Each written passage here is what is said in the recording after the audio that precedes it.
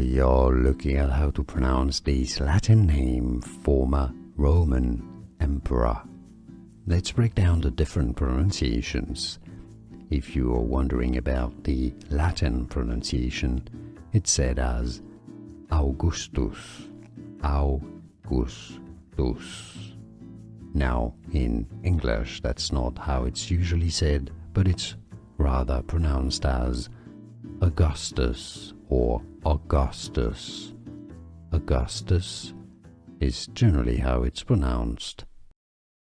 We are looking at how to pronounce this Latin name, former Roman emperor. Let's break down the different pronunciations. If you are wondering about the Latin pronunciation, it's said as Augustus, Augustus. Now, in English, that's not how it's usually said, but it's rather pronounced as Augustus or Augustus.